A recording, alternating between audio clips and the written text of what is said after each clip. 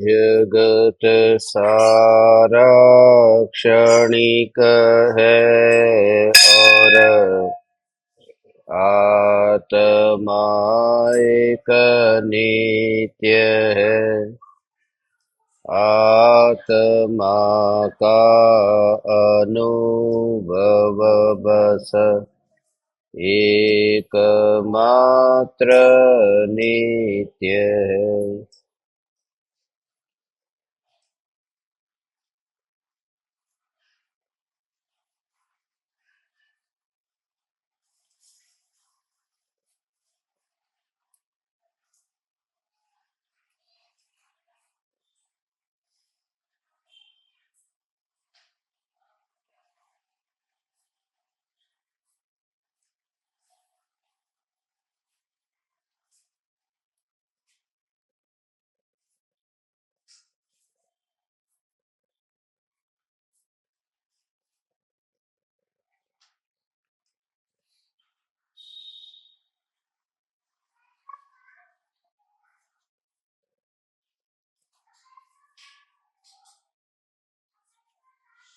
चैतन्य स्वभावी भगवान आत्मा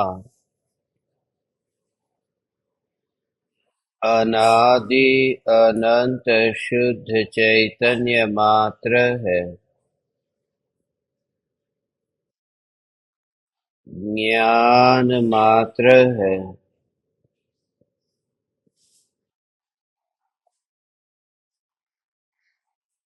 मैं शुद्ध चैतन्य मात्र, ज्ञान मात्र भगवान आत्मा हूँ। प्रति समय यह जागृति बनी रहे, इस जागृति का नाम धर्म है। देह की प्रत्येक क्रिया के काल में और विकल्पों के बहते प्रवाह के काल में ज्ञानी को प्रति समय यह जागृति रहती है कि मैं चैतन्य तत्व इस देह की किसी भी क्रिया में और विकल्पों के बहते प्रवाह में कहीं भी मिला नहीं हूँ। ऐसा शुद्ध चैतन्य तत्व मैं हूँ। प्रति समय स्वयं की शुद्ध चैतन्य सत्ता का बोध, आत्म जागृति ही धर्म है।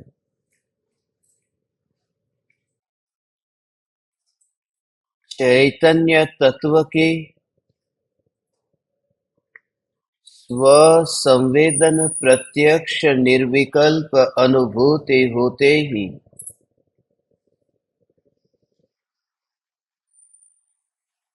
देह होने पर भी देहातीत दशा प्रकट होती है।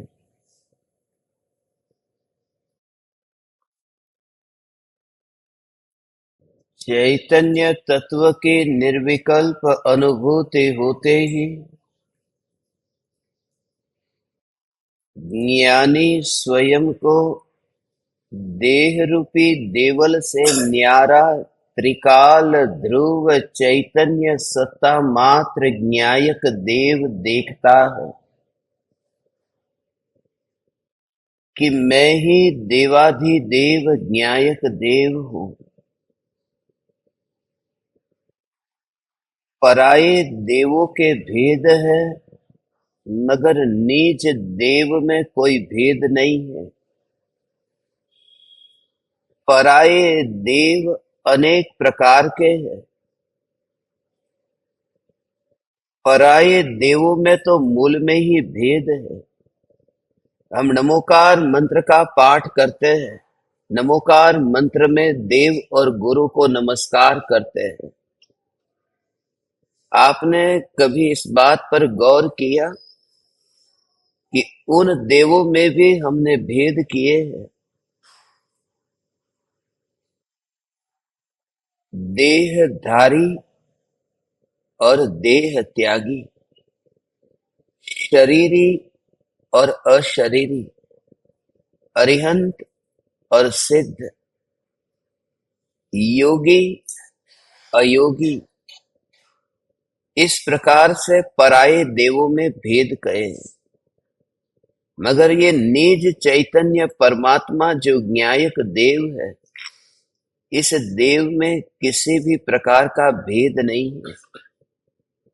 जहां पर भी भेद है वहां पर विकल्प है।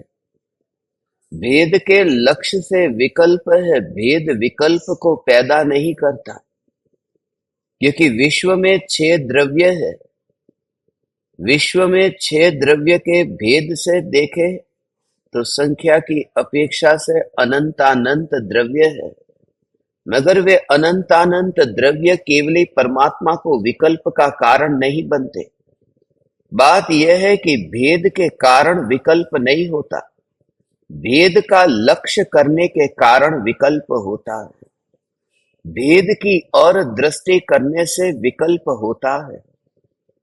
भेद का आश्रय लेने से चित्त में चंचलता पैदा होती है, मन में तरंगे पैदा होती है। वह एकाग्र शांत स्वरूप होकर के चैतन्य तत्व की ऐसी अपूर्व मस्ती में मस्त नहीं हो पाता। भले ही अरिहंत और सिद्ध के भेद किए, क्योंकि कर्म की प्रकृति की अपेक्षा से, आत्मा की निर्मलता की अपेक्षा से, कर्म के भेदों की अपेक्षा से, उदयों की अपेक्षा से ये भेद है तो भेद किए। मगर मूल बात यह है कि जो अरिहंत है उन अरिहंतों में भी हमने भेद किए। तीर्थंकर परमात्मा है, तीर्थंकर परमात्मा के हम दर्शन करते हैं। आप सच्चे हृदय से अपने हृदय पर हाथ रख करके ये विचार करना कि इतनी बार देव दर्शन किया, वितरागी परमात्मा में ज्यादा रुचि थी या उनके चिन्ह में ज्यादा रुचि थी? आदिनाथ की रुचि थी या महावीर की रुचि थी? चंद्र प्रभु की रुचि थी या पार्श्वनाथ की रुचि थी?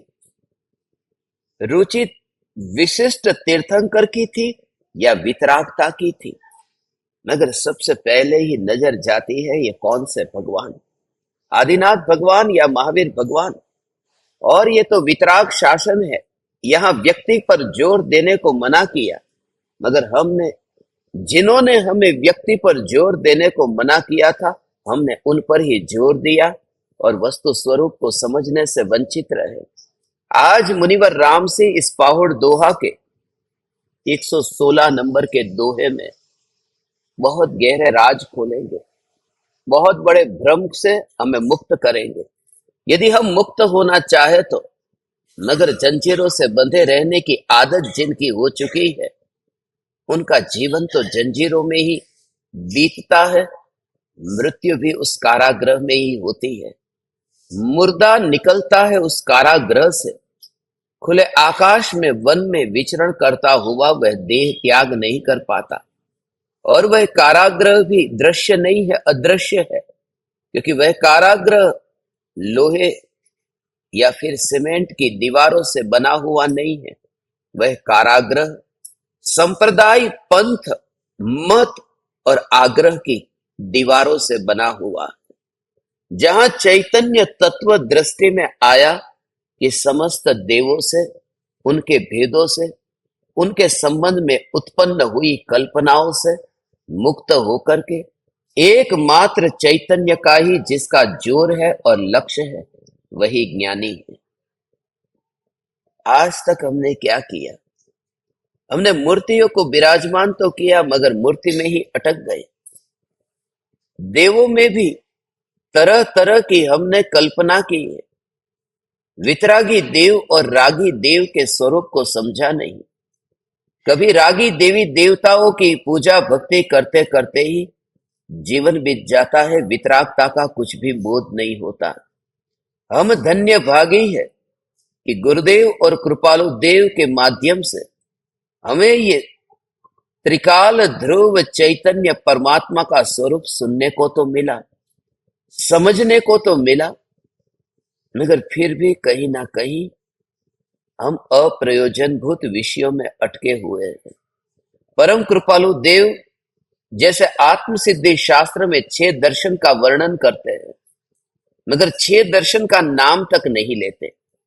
सिर्फ 6 पद का निरूपण किया। आत्मा है, आत्मा नित्य है, आत्मा कर्म का कर्ता है, भोक्ता है, मोक्ष है, मोक्ष का उपाय। मगर इन 6 पदों के भेदों में किसी भी दर्शन का नाम नहीं लिया। 6 दर्शन है, मगर षट दर्शन का नाम लिए बिना ही उन्होंने वस्तु स्वरूप की निरूपणा की है। ये ज्ञानी की विशेषता है, क्योंकि ज्ञानी व्यर्थ की झंझटों में जाते नहीं है, सत्य की निरूपणा करते हैं। ज्ञानी दूसरे के दोषों को सुधारने के लिए जाते नहीं है, अपने भीतर में वे दोष न आ जाए उसका ध्यान रखते हैं। बाजार में चलने वाली नकली नोटों को मैं रोक नहीं सकता, मेरी अपनी जेब में नकली नोट न आ जाए उसका ध्यान में रखो।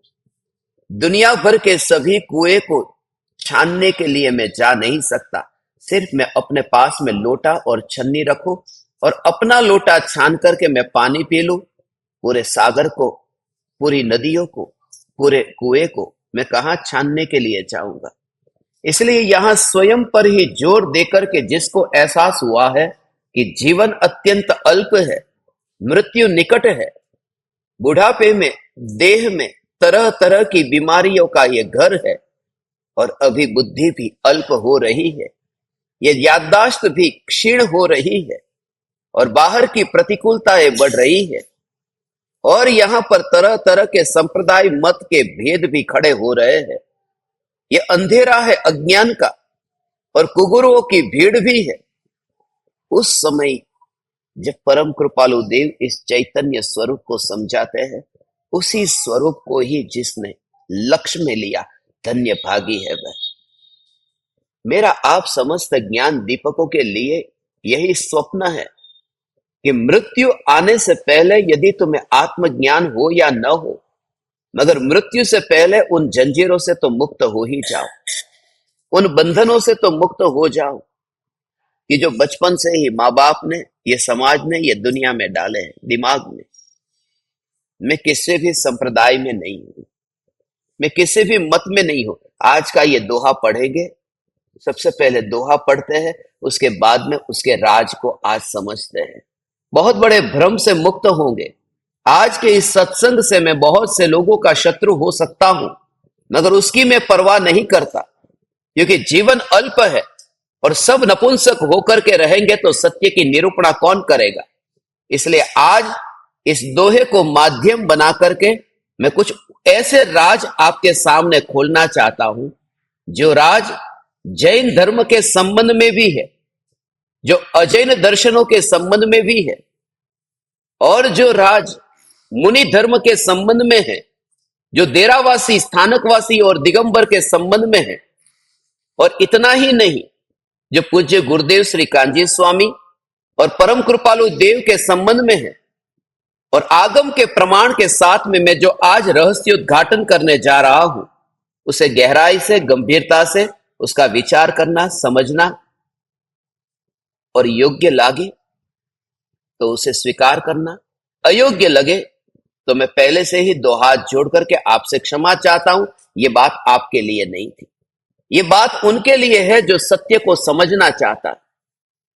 ये बात उसके लिए है जो कुल परंपरा से अंधा नहीं है।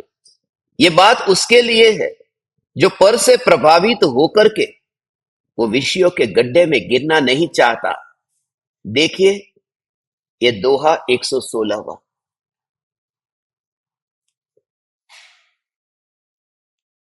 छह दंसण धंधई पड़िय, मणहम न फिटिय भंती, एकु देवु च भऊ किउ, तेण न मोखहम जंती। षट दर्शन के धंधे में पड़े हुए अज्ञानियों के मन की भ्रांति न मिटी। अरे रे, एक देव के 6 भेद किए, इससे वे मोक्ष नहीं जाते। ये 6 दर्शन के भेद की बात करते हैं।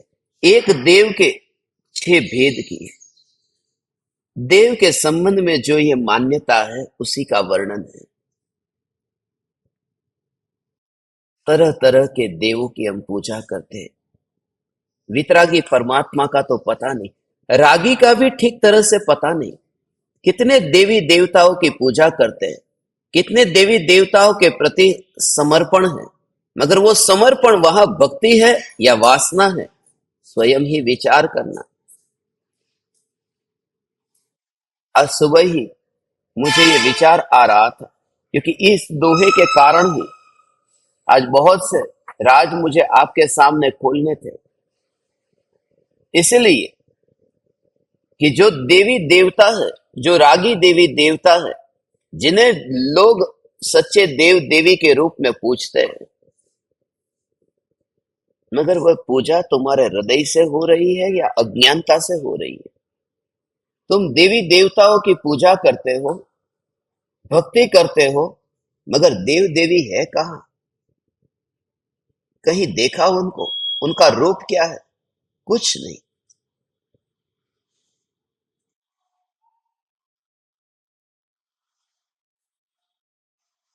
एक गाय में आपने एक चित्र देखा हो, वह चित्र आज सुबह मेरे सामने आया था। एक गाय में 33 करोड़ देवता का वास होता, ऐसा चित्र था।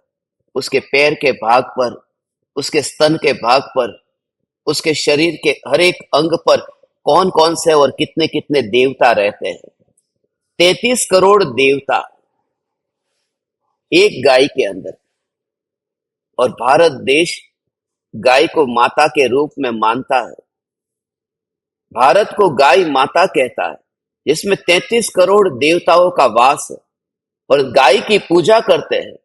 जो देश गाय की पूजा करता है, आज दुनिया के यूनाइटेड नेशंस के 193 देशों में भारत देश सर्वोच्च शिखर पर कैसे पहुंच गया? गाय के मांस की निर्यात करने में, गाय का मांस बेचने में दुनिया में श्रेष्ठ कैसे पहुंच गया? ब्राजील, यूनाइटेड स्टेट्स और उसके बाद में भारत का नंबर था। आज और भी ऊपर आ गया। आपको यह जानकर के आश्चर्य होगा,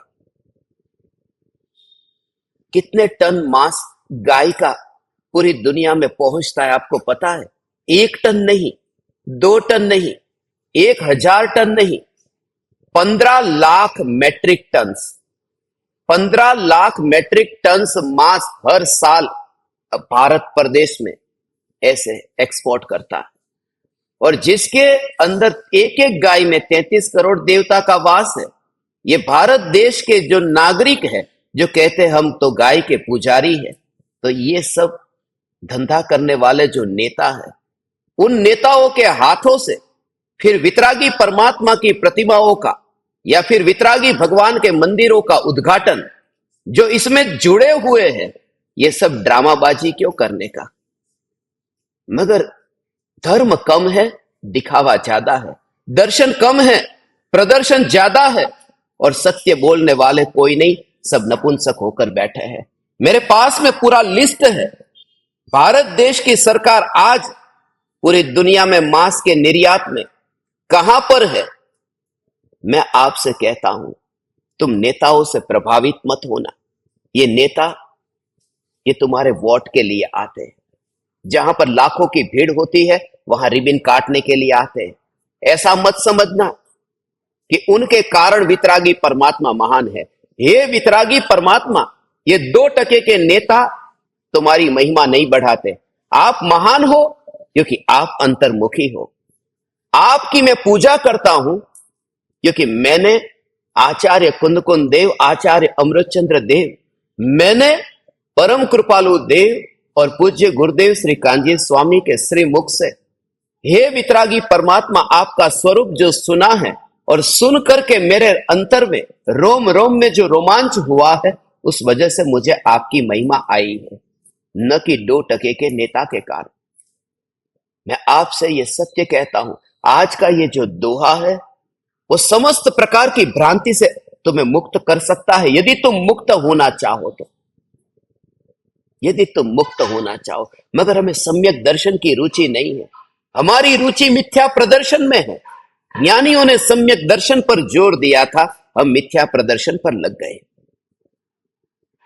देश का कोई भी नेता मुझे प्रभावशाली नहीं लगता। हाँ, मैं कोई महान कार्य कराऊंगा तो कोई व्रती को बुलाऊंगा, कोई तपस्वी को बुलाऊंगा, कोई अणुव्रतधारी को, कोई महाव्रतधारी को, कोई सम्यक दृष्टि ज्ञानी को, कोई ब्रह्मचर्य महाव्रत का पालन करने वाले को।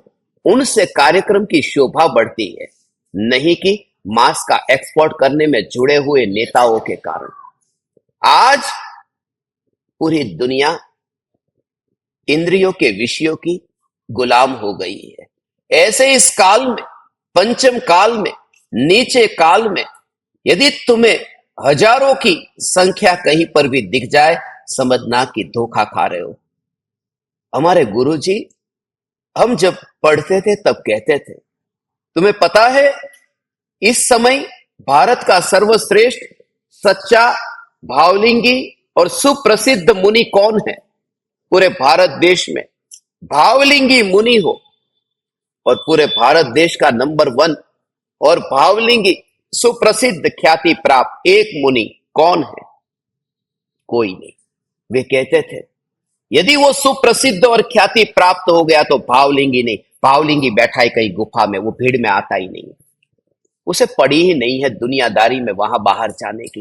वो प्रसिद्धि और ख्याति के लाभ से, मोह से मुक्त हो गया है। वह तो एकांत में बैठा है, और वो जहां बैठा है तुम्हें वहां जाना नहीं है, और तुम जहां हो वहां उसे आना नहीं है। तब फिर क्या करे? मुनि तो मिलते नहीं है। बस इतना करो कि मूर्तियां खड़ी कर दो, उसकी पूजा करो, जीवन बीत जाएगा। मैं भावलिंगी मुनि का दीवाना हूं, उनकी खोज के लिए मैं निकलूंगा। मैं दक्षिण भारत में भी भ्रमण करूंगा, ओडिशा में भ्रमण करूंगा, और मैं खोजूंगा मुनिराज को। एयर कंडीशन कमरे में बैठ करके रात्रि में विश्राम कर, सुबह जाकर के 2 लोटा मूर्ति के ऊपर डाल दिया, बाहुबली मुनिराज की जय, सस्ते में काम निपट जाता है। मगर मुनिराज की खोज के लिए धूप में जाकर के, मुनिराज की खोज के लिए बिना चप्पल के निकल करके, उसके लिए अंतर का पुरुषार्थ चाहिए, उसके लिए अंतर से अहोभाव चाहिए, उसके लिए व्यापारी नहीं चाहिए, उसके लिए जिज्ञासु चाहिए, उसके लिए परंपरावादी नहीं चाहिए, उसके लिए विद्रोही चाहिए। भरत चक्रवर्ती खुद बिना चप्पल के अपने महल के बाहर निकलते थे। भरत चक्रवर्ती ने मूर्तियों को विराजमान करके संतुष्ट नहीं, पर वो घर से बाहर निकले। कब आए भावलिंगी मुनिराज?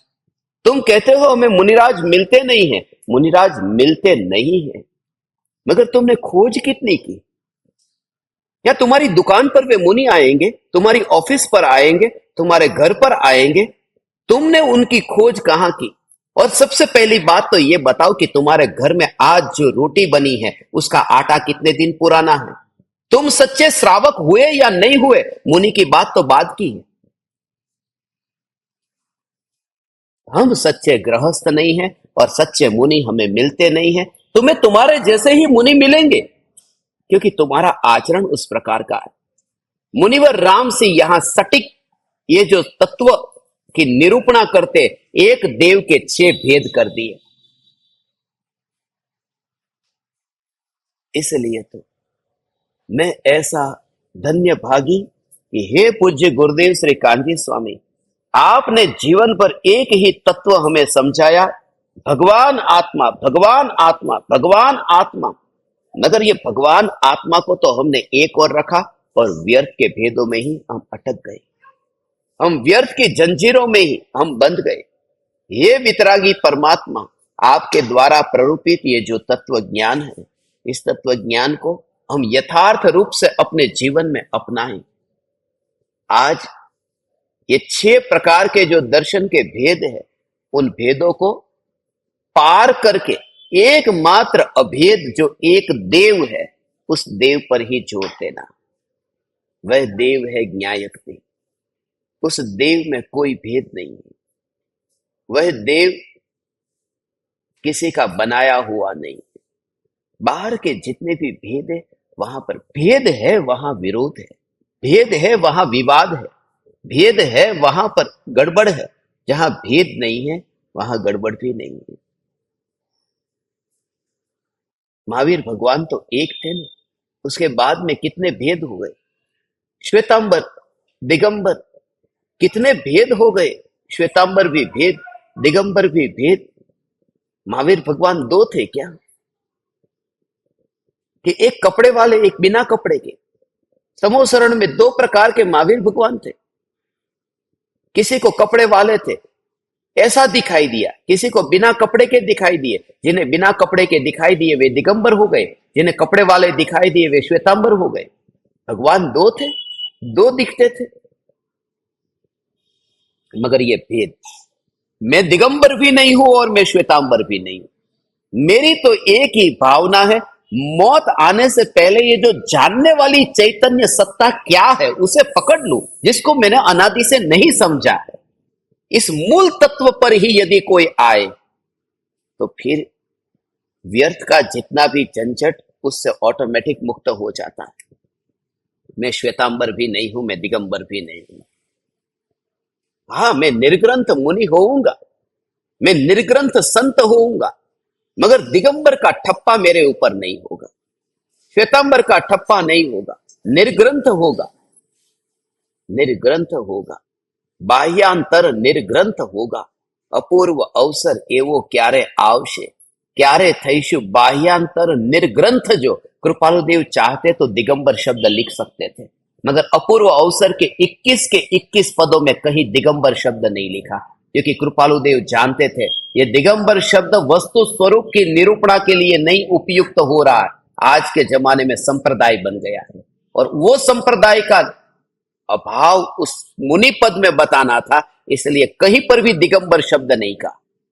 हाँ, कहा तो निर्ग्रंथ कहा, कहा तो नग्न भाव कहा, नग्न भाव मुंड भाव स स्नानता, मगर दिगंबर नहीं कहा। ये कृपालु देव की दृष्टि बहुत विराट दृष्टि थी। ये पंचम काल के अंत तक जो भावलिंगी मुनि होंगे, वो परम कृपालु देव का अपूर्व अवसर उसमें एक महान कारण बनेगा।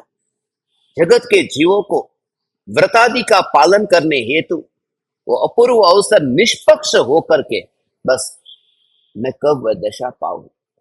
हे ज्ञान दीपक, आज का ये दोहा एक देव के 6 भेद कर दिए। देव तो एक है, ये 6 भेद हमने हमारी कल्पना से किए। भगवत गीता जो युद्ध के मैदान में श्री कृष्ण ने अर्जुन को कही, 18 अध्याय, अब वो कही नहीं कही ये मुझे नहीं पता, मगर माना तो यही जाता है ना, भगवत गीता श्री कृष्ण ने अर्जुन को बोध दिया था। मगर आज क्या हाल है भगवत गीता के बारे में आपको पता है? भगवत गीता पर आज की तारीख में 800 टीकाएं उपलब्ध है। एक भगवत गीता और 800 अर्थ। श्री कृष्ण का दिमाग खराब था क्या कि एक ही वाक्य के 800 अर्थ निकलते होंगे? मगर सभी ने अपनी अपनी कल्पना से जो जो भी अर्थ निकलता था निकालते गए, निकालते गए, निकालते गए। अभी तो 800 निकले, आगे जाकर 8000 भी होंगे, होंगे। ये मैं आपसे ये कहता हूं, हमें एक ही प्रयोजन है, हमें कोई अर्थ का विवेचन नहीं करना, अर्थ का अनर्थ नहीं करना। हमें तो एक ही कि बस भगवान मेरी मृत्यु से पहले मैं इस स्वरूप को समझ लूं कि मैं कौन हूं, बस मैं कौन हूं। देखिए, यहां पर भेद में जाने से हार जीत खड़ी होती है। यहां भेद में जाने से तरह तरह की धारणाएं तैयार होती है। फिर वो स्थानकवासी और डेरावासी का भेद होगा। मुंह पत्ती बांधेगा तो स्थानकवासी, फिर मुंह पत्ती नहीं होगी तो के डेरावासी। अब सामायिक करेगा तो कहेगा कि स्थानकवासी, डेरावासी, श्वेतांबर। अब मुंह पत्ती नहीं बांधेगा तो कहते दिगंबर। ये जितने भी भेद है उसमें जो ये ज्ञान की अवस्था में जो ज्ञेयों का प्रतिबिंब पड़ता है और ज्ञान की अवस्था में भी ज्ञेय झलकते हैं मगर मिलते नहीं हैं। ऐसे ज्ञान की अवस्था में जो सदा काल व्याप्त टिका हुआ जो ध्रुव तत्व है, ये ध्रुव तत्व जो मैं हूं, उसमें एकत्व रह जाता है, उसमें एकत्व करना रह जाता है और बाकी सब व्यर्थ का ही मनुष्य जीवन बीत जाता है। जो मूल ध्रुव चैतन्य परमात्मा स्वरूप है वो एक और रह जाता है। इसलिए आपसे मैं खास कहता हूं कि बचना ऐसी जगह से जहां ध्रुव तत्व के अलावा व्यर्थ की झंझट की बातें होती हो। तुम्हें फंसाया जा रहा हो, तुम्हें फंसाया जाता हो। राम दो थे क्या? एक तीर धनुष वाले राम और एक है ये राम जो मुनि हो गए। कि हाँ, वो तीर धनुष वाले होंगे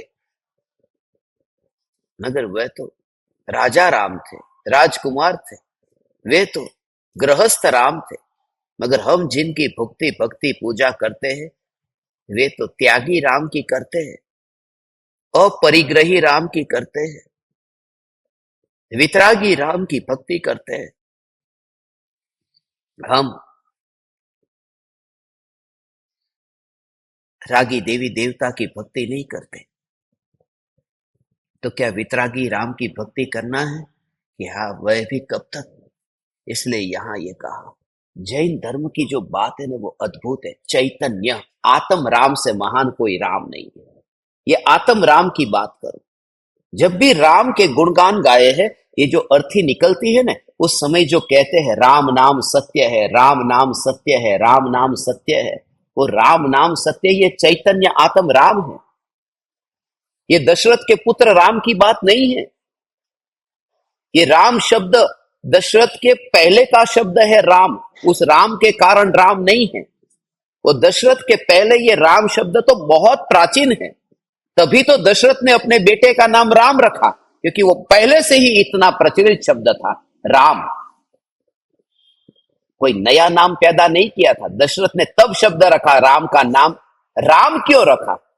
क्योंकि जो रमण करता है उसी का नाम राम है। जो अपने में रमण करे वह राम है, जो स्वरूप में रमण करे वह राम है। और वह राम एक और रह गया, और दशरथ के पुत्र राम, उनके मंदिर बने, उनकी पूजा। मुझे कोई विरोध नहीं है, जो दुनिया में होता है वह हो, मगर आत्म राम को हम क्यों भूल जाते हैं? जो महत्वपूर्ण था उसे तो भूल ही गए। इसलिए भगवान के सामने हाथ जोड़ते जोड़ते ये बात भूल ही गए कि हाथ जोड़ने वाला भी भगवान है। ये मैं भगवान हूं, ये बात भूल ही गए। भगवान के दर्शन करते करते ये बात भूल ही गए कि मैं दर्शन करने वाला तत्व नहीं हूं, मैं तो दर्शन देने वाला तत्व हूं। अनंत पर्याय जिसका दर्शन करके निर्मल हो जाती है, ऐसा आत्म राम ये मैं चैतन्य परमात्मा हूं। ये राम, ये राम, ये राम। और सती सीता है। सती किसे कहते हैं? द्रव्य का लक्षण सत है। उत्पाद व्यय द्रव्यम युक्तम सत। और सत द्रव्य लक्षण तत्वार सूत्र का 5वें अध्याय का 29वां और 30वां सूत्र। तो उत्पाद व्यय द्रव्यम युक्तम सत, ये। और सत द्रव्य लक्षण, द्रव्य सत है और सत की जो पर्याय हो अवस्था उसे सती कहते हैं। तो प्रत्येक पर्याय जो है वो सती है। जहां सत होगा वहां सती होगी, जहां राम होंगे वहां सीता होगी। राम का वनवास हुआ तो सीता भी साथ में गई। जहां सत है वहां सती है, जहां द्रव्य है वहां पर्याय है। और पर्याय का द्रव्य में समर्पण, उसी का नाम तो राम सीता का संगम है। उसी का नाम तो पर्याय का द्रव्य में अभेद होना है, सती का राम में अभेद होना, सीता का राम में अभेद होना। मगर ये सब बातें एक और रह जाती है। और राम ही फिर बरसों बरसों बरसों तक, हजारों बरसों तक फिर वो राम व्यक्ति पूजे जाएंगे। वो आत्म राम जो जिसके कारण राम नाम था, वह बात भूल जाएंगे। और राम नाम सत्य है ये बोलते हैं, ये हम खुद के लिए नहीं बोलते, वो दूसरों के लिए बोलते हैं। खुद के लिए कब बोले? खुद के लिए तो बोले नहीं। हमारे लिए हमने कभी नहीं बोला। हमारे लिए तो बोलेंगे, वो भी हम नहीं, दूसरे बोलेंगे हमारे लिए। राम नाम सत्य है। मुनिवर राम सी, ये भी तो राम है, मगर वो रमण करते हैं इसलिए राम। वो निर्भीक है। कैसी स्पष्ट बात करते हैं कि बस ये 6 भेद खड़े कर दिए देव के। देव के 6 भेद। मैं श्वेतांबर हूं, मगर उसमें भी मैं कौन से पंथ में हूं? मैं दिगंबर में हूं, 13 पंथी हूं या 20 पंथी हूं? तुम्हारा आमनाई कौन सा है, 13 पंथ या 20 पंथ? मेरा कोई आमनाई नहीं है, क्योंकि मेरा कोई पंथ नहीं है, मेरा कोई संप्रदाय नहीं है। बस चैतन्य चैतन्य चैतन्य चैतन्य, बस यही मेरा धर्म है। यही मेरा धर्म है। परम कृपालु देव को जब तक मैं पकड़ करके रखता हूं, तब तक परम कृपालु देव को कहता हूं मैं आपको छोड़ूंगा नहीं। आप मोक्ष कैसे जाओगे? आपको तो मैं संसार में बांध करके रखूंगा। ज्ञानी को पकड़ना माने ज्ञानी को आगे नहीं जाना देना चाहते, तुम पकड़ के रखना चाहते। ज्ञानी से सिर्फ मार्ग पूछा जाता है, पकड़ा नहीं जाता। मार्ग जाना जाता है, उनको पकड़ा नहीं जाता। उनके चरण की पकड़ नहीं होती, उनके चरण की स्पर्शना होती है। इसलिए तो कहते सादर चरण स्पर्श। सादर चरण पकड़ नहीं, सादर चरण स्पर्श। स्पर्श किया, मेरा हित हो। अब आप अपनी यात्रा करो, मैं मेरी यात्रा करूंगा। ये धर्म का मूल असली भाव ये। तुम विचार करो और निर्णय करो। इस बात को सुनकर के ही मान मत लो। दुनिया में संप्रदाय इतने बढ़ गए हैं, मत इतने बढ़ गए हैं, और आज जब ये चैतन्य की पुकार हम करते हैं, तब लोगों को लगता है कि कोई नया खुद का संप्रदाय खोला। ऐसा लगता है कि आपने कोई नया पंथ खोला चैतन्य का, आत्म राम का। यही तो था एकमात्र। जब महावीर भगवान यहां पर बोध दे रहे थे, तो कौन श्वेतांबर था, कौन दिगंबर था, कौन डेरावासी था, कौन स्थानकवासी था, कौन मूर्ति पूजक था, कौन मंदिर मार्गी था, कौन स्थानकवासी था? कोई भेद नहीं थे। आज हमें वही जाना है। अब उसके बिना हमारा कोई उद्धार नहीं कर सकता। इसका विचार वह करे जो व्यक्ति के आग्रह में नहीं फंसा हो, व्यक्ति के आग्रह में नहीं दबा हुआ है। बस हम मुनिवर रामसी के इन वचनों को लक्ष्य में रख करके मुनिवर रामसी का यथार्थ आदर करेंगे, मुनिवर रामसी की सच्ची भक्ति करें कि मैं भी किसी भी मत दर्शन के भेदों में नहीं जाना चाहता। परम कृपालु देव ने 6 दर्शन में से किसी भी दर्शन का नाम नहीं लिखा आत्मसिद्धि में। ये कहा कि जो 6 दर्शन है, वो 6 दर्शन है क्या? ये 6 पद ही तो 6 दर्शन है। मगर ये 6 दर्शन कौन से है? किसी का भी नाम नहीं लिखा, किसी का नाम नहीं बोल सकते थे। अलग अलग नाम बता सकते थे कि चारवाक दर्शन है, बौद्ध दर्शन है, सांख्य है, वेदांत है, मीमांसक है, न्याय है, योग है, वैशेषिक है। तरह तरह के दर्शन है। उसमें मुख्य 6 है जो पारसी दर्शन का इतिहास है। यूनिवर्सिटी में पढ़ने में आता था। मैंने सभी दर्शनों पर यूनिवर्सिटी में कंपलसरी सब्जेक्ट था तो पढ़ता था, मगर इतना दबा रहता था, इतना बोझ से दबता था। जैसे ही परम कृपालु देव मिले कि उन झंझटों से छूट गया। गुरुदेव तो मिले थे, मगर कृपालु देव की कमी थी। सत्य कहता हूं, पूज्य गुरुदेव श्री कांजी स्वामी की वाणी को सुनकर के मैं इस सत्य को नहीं समझ पाता। परम कृपालु देव का योग अत्यंत अनिवार्य था, क्योंकि परम कृपालु देव ने फिर समेटने की कला बताई कि छोड़, तू तेरा प्रयोजन जो है वह कर ले, तू विवाद में मत पड़। इसलिए परम कृपालु देव ने कहीं पर भी किसी भी प्रकार का ऐसा वक्तव्य नहीं दिया जिससे रंच मात्र भी तत्व के संबंध में विपरीतता खड़ी हो। जैसा गुरुदेव ने दिया, गुरुदेव ने कहा मैं तीर्थंकर होऊंगा। ये बात सत्य थी या असत्य मैं नहीं जानता, मगर विरोधाभास बहुत खड़ा करने वाली थी। बहन श्री बेन चंपा बहन ने कहा मैं जब गुरुदेव तीर्थंकर होंगे तब हम उनके गणधर होंगे, गणधर होंगे। क्योंकि बहन श्री बेन को जाति स्मरण ज्ञान हुआ था, हम गणधर होंगे। बहन श्री बेन को जाति स्मरण ज्ञान हुआ, उस जाति स्मरण ज्ञान का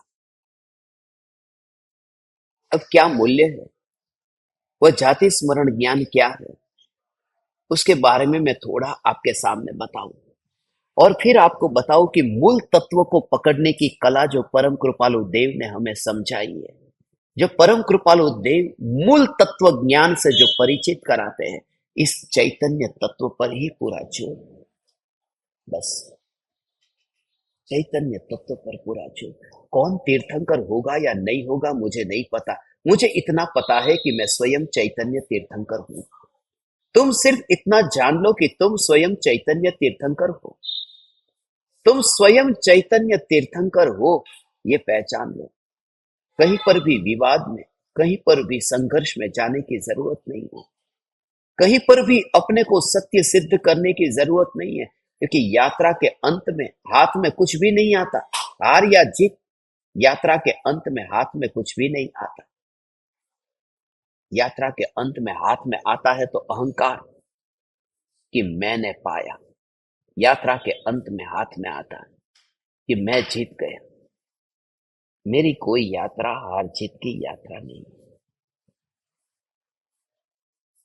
मैं किसी भी प्रकार के पंथ में, संप्रदाय में नहीं हूं, संप्रदाय में नहीं।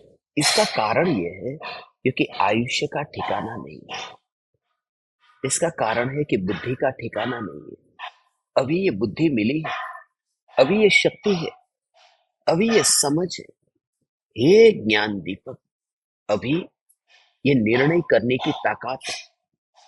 अभी अचानक ही इतना भी पता न चले कि मैं कहाँ हूं, ये शरीर कहाँ है, बिल्कुल ये जानी दुनिया अनजानी हो जाए और जो अवसर हाथ में आया था उस अनादि अनंत चैतन्य स्वरूप को समझने का, उस स्वरूप को अंतर में अनुभव करने का, वो समय ही बीत गया। वो समय बीत गया, अवसर बीत गया। ये कैसे? इस भव की बात तुमने साक्षात वितरागी परमात्मा के दर्शन किए हो। फिर वे वितरागी परमात्मा के दर्शन करने के बाद में तुम्हारे अंतर में वह कितना दृढ़ता से बैठ जाता है कि वितरागी परमात्मा ऐसे ही होते हैं, वितरागी परमात्मा ऐसे ही है। मगर मृत्यु होते ही ज्ञान का क्या ठिकाना? कभी ये विचार आया है आपको? बेन श्री बेन ने अपने ज्ञान वैभव में क्या लिखा है वो मैं पढ़कर के आपके सामने सुनाता हूं और उसके राज को फिर मैं आपके सामने बताता हूं। लिखा है, વિદેહ ક્ષેત્ર બહુ યાદ આવે છે, જ્યાં દિગંબર મુનિવરોના ટોળા વિચરી રહ્યા છે. કોઈ કોઈ મુનિરાજને અંગ પૂર્વના જ્ઞાન પ્રગટ થઈ રહ્યા છે. અનેક રુદ્ધિ અને શુક્લ ધ્યાન વગેરે જ્યાં પ્રગટી રહ્યા છે. એ ધર્મ ક્ષેત્રની શી વાત, ક્યાં ભરત ક્ષેત્ર, ક્યાં વિદેહ ક્ષેત્ર. આ અંતર્ભૂમિમાં સિમંદર ભગવાન વારંવાર યાદ આવે છે. તેથી કોઈ વાર હૃદય રડે છે. આ બિરાજે સમોસરણમાં સિમંદર ભગવાન એમ પ્રત્યક્ષની જેમ તરવરે છે. મહાવિદેહ ક્ષેત્રમાં ભગવાનના દર્શને જવાનો અને તેમની દિવ્ય ધ્વનિ સાંભળવા જવાનો सुयोग बहु याद आवे छे. ये सब याद आ रहा है, स्मरण में आ रहा है. सबसे पहले कि मुनिवर के झुंड, टोला ना टोला, तो वे मुनि कैसे थे? निर्ग्रंथ थे न, अपरिग्रही थे ने, सिमंदर भगवान की दिव्य ध्वनि सुन रहे थे, तब वे मुनि तो अपरिग्रही थे ने। तो अपरिग्रही मुनि के, एक मुनि के नहीं, मुनियों ना टोड़ा विदेह क्षेत्र ना अंदर दर्शन करता था। तो वहां से मृत्यु होने के बाद में फिर जिसको स्थानकवासी संप्रदाय को, जहां अन्य मत कहा है, स्थानकवासी संप्रदाय को गृहीत मिथ्यात्व का पोषण करने वाला पंथ कहा है, स्थानकवासी को। तो पूज्य गुरुदेव श्री कांजी स्वामी ने जब 24 वर्ष की उम्र में जब स्थानकवासी संप्रदाय में दीक्षा ली थी, और पूज्य गुरुदेव श्री ने पूर्व भव में नग्न निर्ग्रंथ मुनिराज को विदेह क्षेत्र में देखा था, तो फिर उतना भी पता नहीं था कि मुनि तो निर्ग्रंथ होते हैं। तो फिर निर्ग्रंथ दीक्षा छोड़ करके ये गृहित मिथ्यात्व के पोषण वाली दीक्षा क्यों ली? और ज्यादा समय नहीं हुआ था, 25 बरस ही तो हुए थे ना, मां के गर्भ के 9 महीने जोड़ दो तो पूर्व भव में विदेह क्षेत्र में भगवान की वाणी सुन करके आए थे, फिर ये क्यों किया? तो मेरी बात को समझ रहे हो? मैं आपसे ये कहता हूं कि ज्ञान का ऐसा ही कोई ठिकाना नहीं रहता। मृत्यु होते ही पिछले भव का जो जाना था, इस भव में कहां चला जाता है पता नहीं। मगर इतना है कि पूर्व भव में निर्ग्रंथ मुनि के दर्शन किए थे ना, वो संस्कार में था, इसलिए वो गृहित मिथ्यात्व लंबा न चला।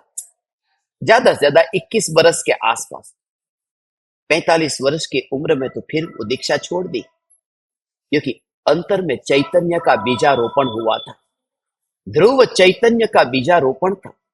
इस वजह से उन्हों को पता चला कि अब ये जगत के जीवों के साथ में ये माया करना ठीक नहीं है। मैं साधु नहीं हूं, मैं गृहस्थ हूं, मैं गृहस्थ हूं, ये स्वीकार कर लिए। ये बात पूज्य गुरुदेव श्री कांजी स्वामी भविष्य में तीर्थंकर होंगे। પૂજ્ય ગુરુદેવે દીક્ષા લીધા પછી અંદરથી સ્વયં સહજ એમ આવતું કે અરે હું તો તીર્થંકરનો જીવ છું, તદુપરાંત હું રાજકુમાર છું, એક વડિયો ઊંચો શરીરનો બાંધો, ગત ભવનો પહેરવેશ, ઓમકાર ધ્વનિનો નાદ વગેરે અંદરથી સહજ આવતું હતું, પણ આ વાત પૂજ્ય ગુરુદેવે કદી બહાર મૂકી નહોતી। राजकुमार ना अब गुरुदेव के गणधर होंगे, बहन श्री बेन गणधर होंगे। ये आज जितना कोलाहल का विषय बना, पूज्य गुरुदेव श्री के देह परिवर्तन के बाद में गुरुदेव श्री की, मैंने सुना है गुरुदेव श्री की लाश भी जली नहीं थी, और अग्नि संस्कार के समय वहां सोनगढ़ में लड़ाइयां शुरू हो गई थी, समाधि अभी हुई नहीं थी। ये गुरुदेव के भक्त हम अपने को कहते हैं, और गुरुदेव के नाम पर ही अंतर में ये धोखा क्यों देते हैं? और जिस कारण से हमारे अंतर में ये विरोध और विवाद पैदा होता है, वह बात क्या थी कि गुरुदेव तीर्थंकर होंगे या नहीं होंगे? मैं आपसे कहता हूं, गुरुदेव तीर्थंकर होंगे या नहीं होंगे, उससे तेरे सम्यक दर्शन का क्या संबंध है? वो बात कर।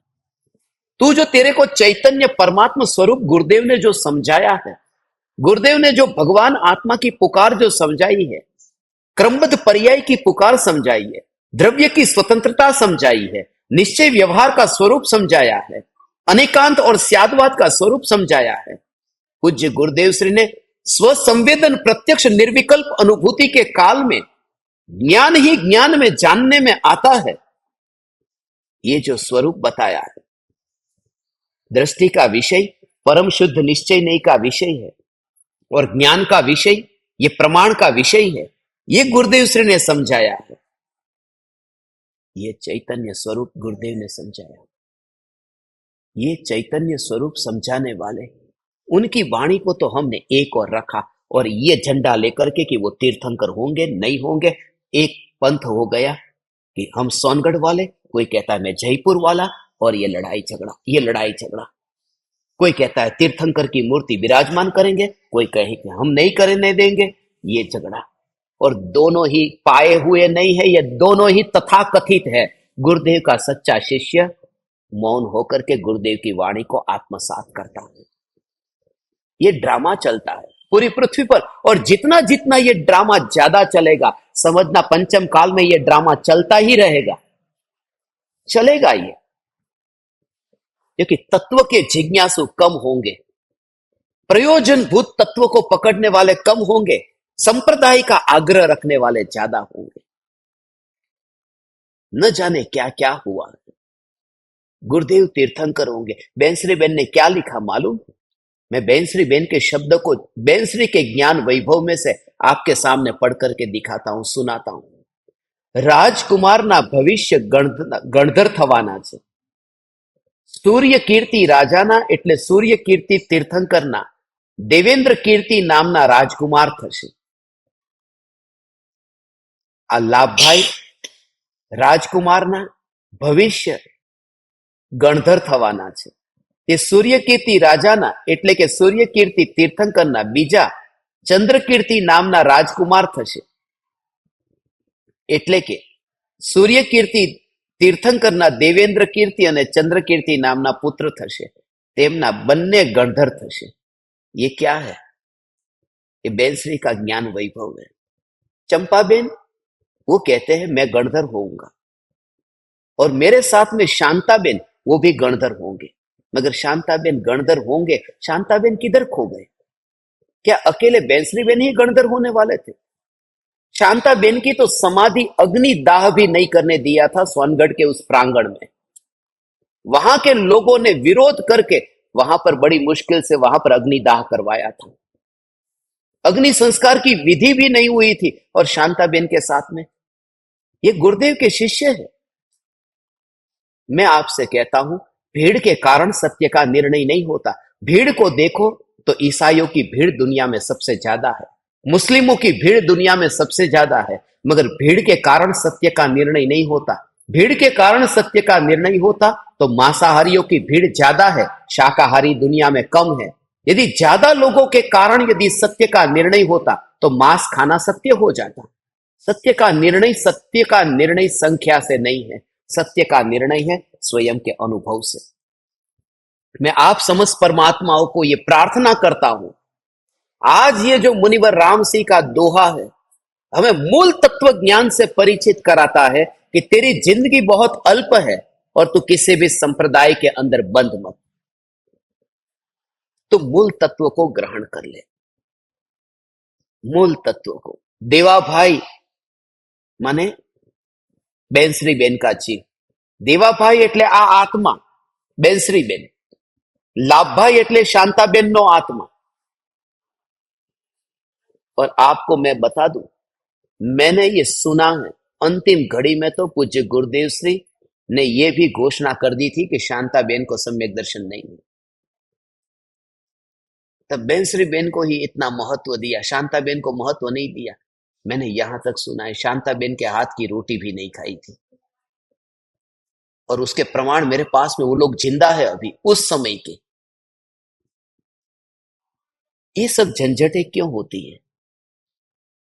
आज का सत्संग सुनकर के आपको थोड़ा कंटाला, बोरिंग ऐसा आता है ना, आएगा ही, आना भी चाहिए। कि रोज जो हम बात करते हैं कि त्रिकाली ध्रुव चैतन्य परमात्मा जो है उसका स्वरूप क्या है, और ये व्यक्ति की बात कहां आ गई।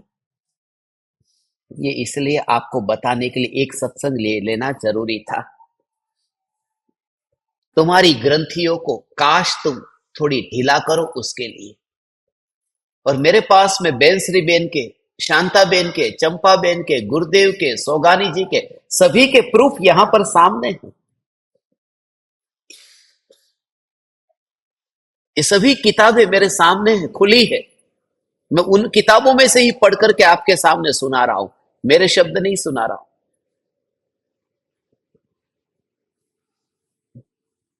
कोई कहता है कौन तीर्थंकर होगा, कौन कहता है कौन तीर्थंकर नहीं होगा, क्या लेना देना।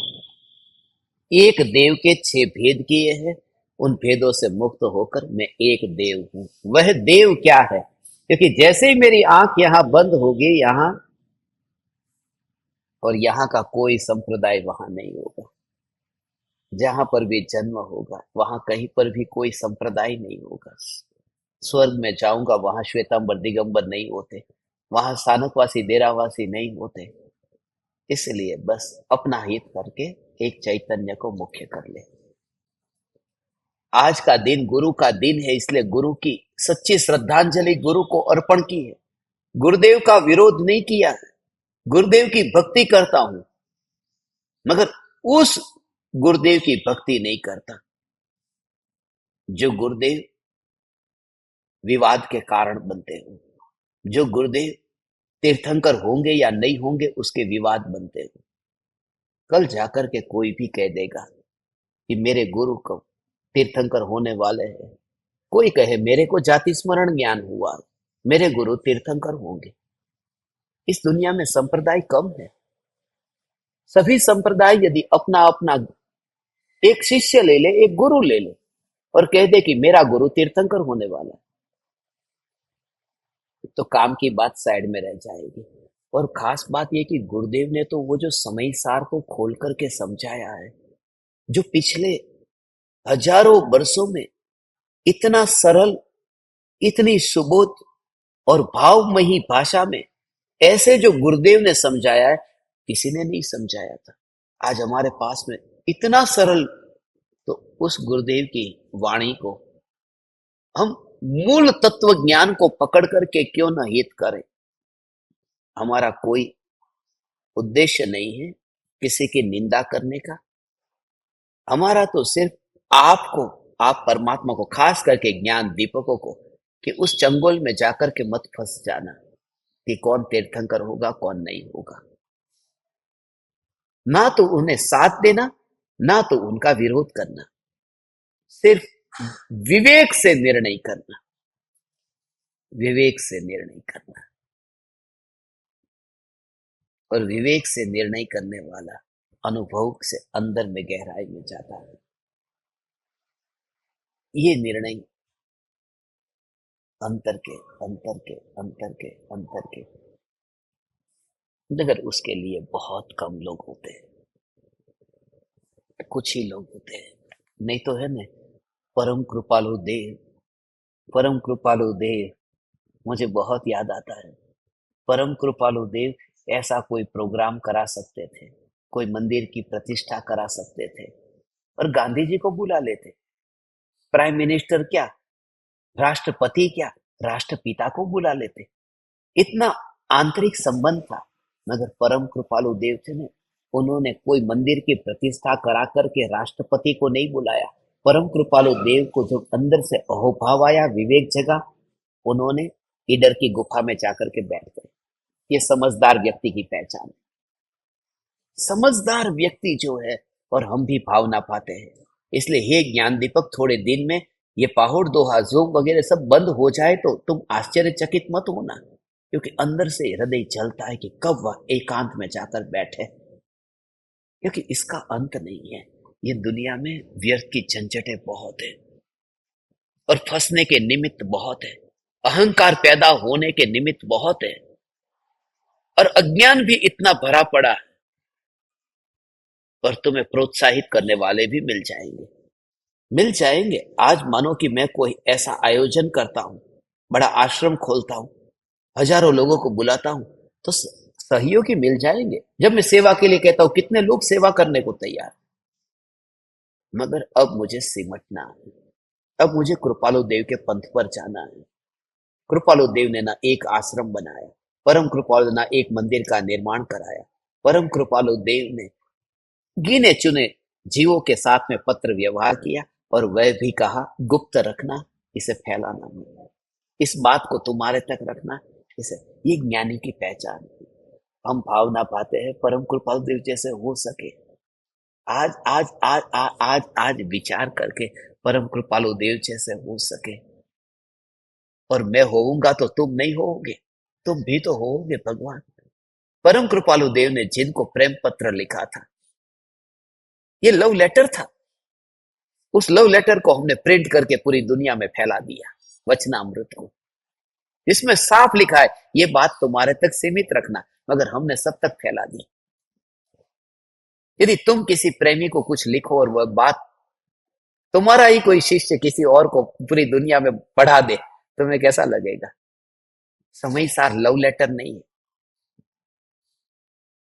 वो सभी जीवों के लिए लिखा था। वचनामृत के पत्र किसी जीव के लिए लिखे गए, इसलिए वचनामृत के पत्र में जो लिखा वो सभी को अप्लाई नहीं होगा।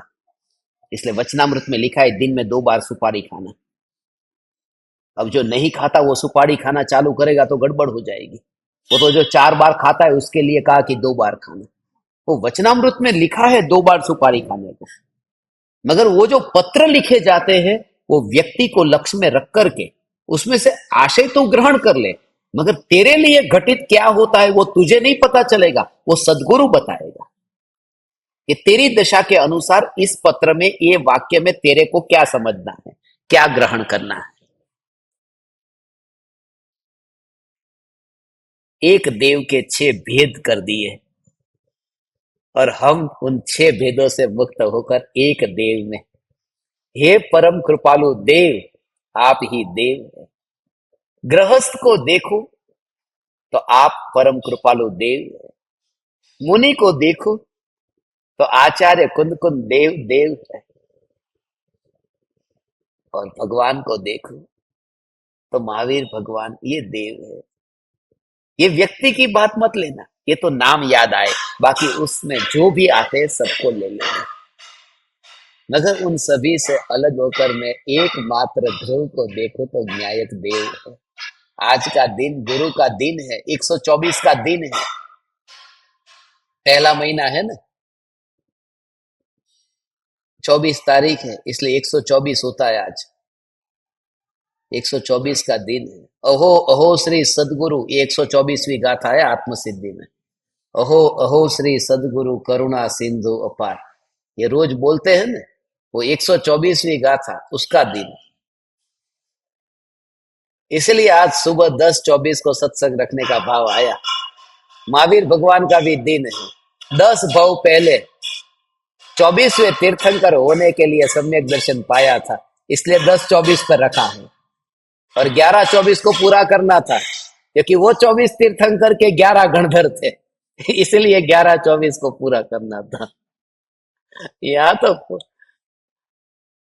ओहो ओहो श्री सदगुरु, हे ज्ञान दीपक तू ऐसा ही चैतन्य का दीवाना होकर के रहना, बस एक चैतन्य के अलावा मुझे कोई लेना देना नहीं है।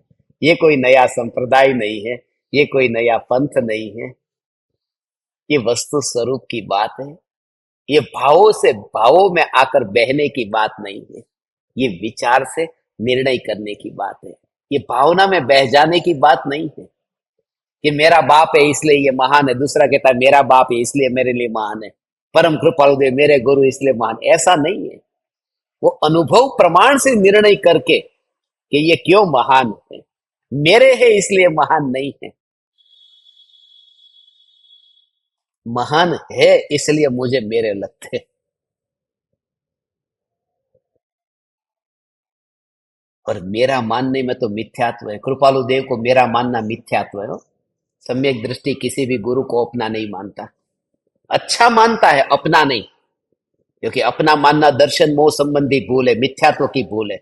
और अच्छा होना, राग होना, ये चारित्र की भूल है। तो ज्ञानी को चारित्र संबंधी भूल हो सकती है, मगर अपना नहीं मानते। महावीर भगवान मेरे है, आदिनाथ भगवान मेरे भगवान है, कृपालु देव मेरे गुरु है। अरे कृपालु देव मेरे गुरु है, ऐसा जो विकल्प है वो विकल्प मेरा नहीं है, तो कृपालु देव मेरे कैसे होंगे? वो विकल्प मेरा नहीं है। जड़ मूल से उसका खात्मा करूंगा। यदि जिंदगी थोड़ी और रह गई ने, तो जितने जितने भी ये जो भी शास्त्र में लिखा है, ये बेंसरीनो ज्ञान वैभव होगा या जो कुछ भी होगा, वो सब पता चल जाएगा। पूर्व भव में नाम था, देवा भाई नाम था, लाभ भाई नाम था, वहां पर भी गुजराती चलती थी, लाभ भाई और देवा भाई। राजस्थान में जी लगता है, देवा जी, लाभ जी। मगर ये भाई तो गुजरात में लगता है ना, वहां गुजराती चलती होगी।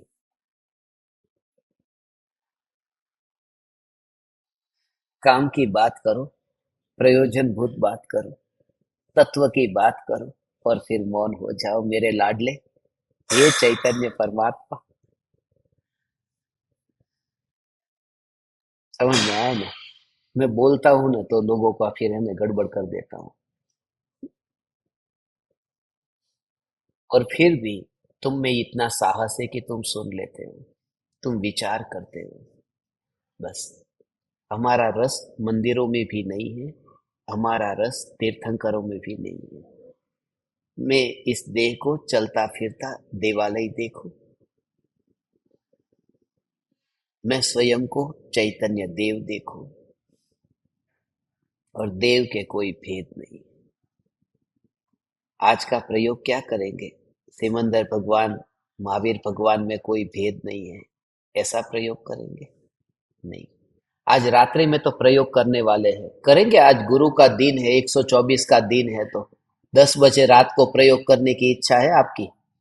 तो आज रात को 10 बजे अपन बहुत अद्भुत प्रयोग करेंगे। ठीक है भगवान, हम 10 बजे प्रयोग करेंगे, और आप तैयारी में रहना, और सब काम निपटा लेना। माने फिर 10 बजे वो हर बार तत्व विचार। पिछली बार तो मैं बीच में सो भी गया था, आपको पता नहीं होगा।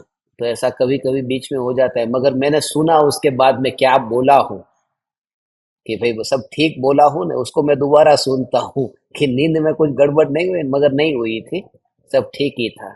ऐसे नींद में भी बहुत प्रवचन हुए हैं पहले, ऐसे ही खर्राटे लिए हो और नींद में रिकॉर्डिंग हुआ हो। खर्राटे इतने और नींद चल रही है। हमारे लाडले ने देवलाली में, गजपंथा में रिकॉर्डिंग सब किया। तो कोई बात नहीं, नींद आ जाएगी तो भी इतनी श्रद्धा है कि वो तत्व के विपरीत तो नहीं निकलेगा, और निकलेगा तो मैं एडिट करके ही फिर अपलोड करूंगा, उसकी भी चिंता मत करना। सब टेक्नोलॉजी अपने पास में इतनी है, तो उसका सदुपयोग क्यों नहीं करे? तो आज रात्रि में अपन 10 बजे बैठेंगे, और कल शाम को 7:24 पर, 25 तारीख की शाम को, गुरुवार शाम को 7:24 पर सभी ज्ञान दीपकों की मीटिंग है, प्रत्यक्ष परोक्ष सभी ज्ञान दीपकों की।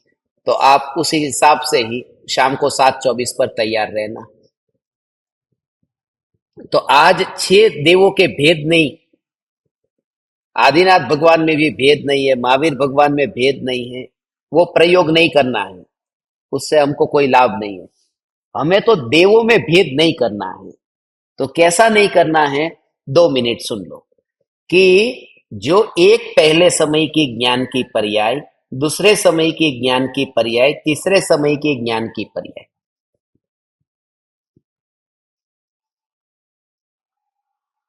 पहले समय के ज्ञान की पर्याय में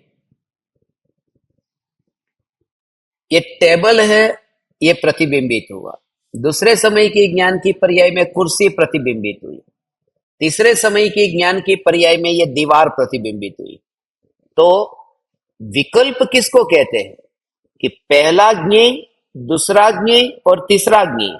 तो ज्ञेयों के 3 भेद है, ज्ञेयों के 3 भेद, टेबल, कुर्सी और दीवार, ये ज्ञेयों के 3 भेद। मगर ज्ञेयों के भेद के कारण ज्ञान में भेद मालूम न होना, ज्ञान में कोई भेद नहीं है। यहां दर्पण की स्वच्छता, दर्पण की स्वच्छता, दर्पण की स्वच्छता, यहां पर 3 अवस्था तैयार हुई है। जैसे ही यहां पर टेबल था, प्रतिबिंबित हुआ कि वो यहां पर अवस्था तैयार हुई, मगर वो अवस्था किसकी है? दर्पण की है, टेबल की नहीं। वो अवस्था कुर्सी की है, को दर्पण की है, कुर्सी की नहीं। वो अवस्था दीवार की नहीं है, वो अवस्था दर्पण की है। तो वो यहां पर ही है ना, ये दर्पण की अवस्था, दर्पण की अवस्था, दर्पण की अवस्था। तो ये 3 भेद हो गए। पहले तो 3 भेद वहां पर, टेबल, कुर्सी और दीवार। अब यहां 3 भेद, पहली दर्पण की अवस्था, दूसरी दर्पण की अवस्था और तीसरी अवस्था। दर्पण की पहली अवस्था, दर्पण की दूसरी अवस्था, दर्पण की तीसरी अवस्था। ये 3 अवस्था वाला दर्पण देखा, उसको कहते हैं कि देव के तीन भेद किए। जो एक दर्पण है उस एक दर्पण के तीन भेद कर दिए। और ऐसे तीन भेद नहीं, अनादिकाल से अनंत अवस्था बदली तो एक दर्पण के अनंत भेद किए। तो जो 6 दर्शन के भेद है वो इतने खतरनाक नहीं है, ये तो एक देव के अनंत भेद किए, ये अनंत भेद किए। उसको तो क्या कहा, 6 दर्शन के भेद में पड़े, वो धंधे में पड़े। धंधा शब्द का उपयोग किया, धंधे में पड़े ये सब लोग, धंधा लेके बैठे।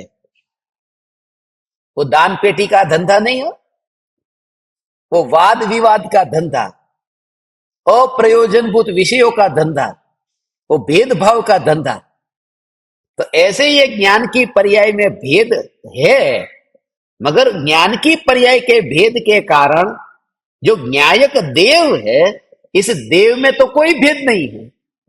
और इस न्यायक देव को भेद वाला न देखना और न्यायक देव को एक ही देखना, उसे कहते हैं कि अब वो धंधा नहीं करता, वो रिटायर्ड हो गया। ऐसा है भगवान।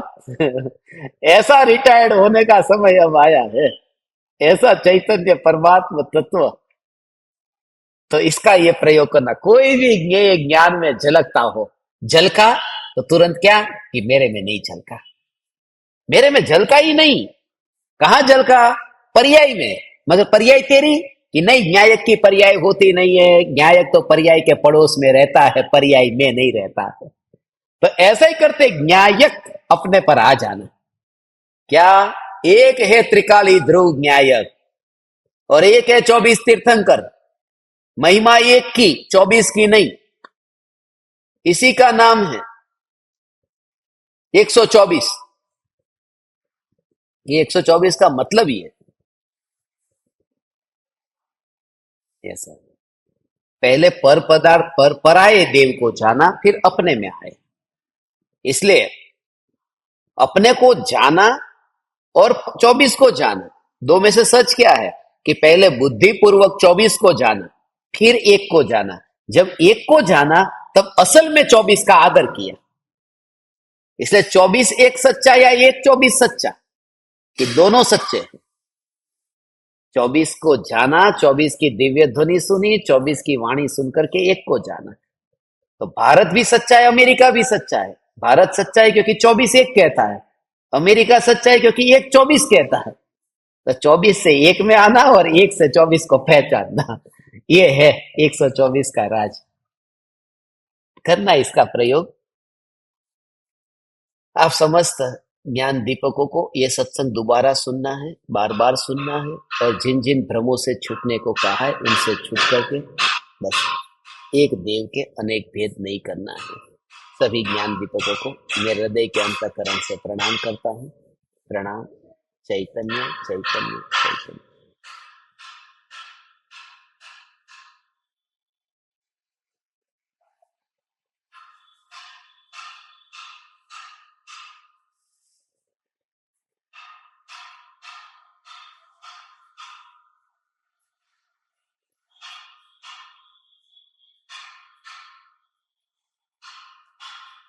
अहो अहो श्री सद्गुरु करुणा सिंधु अपार,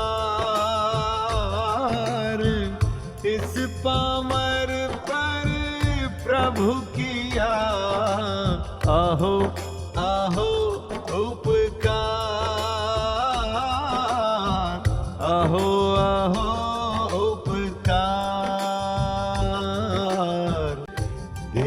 सहित जिनकी दशा वरते देहातीत, उन ज्ञानी के चरण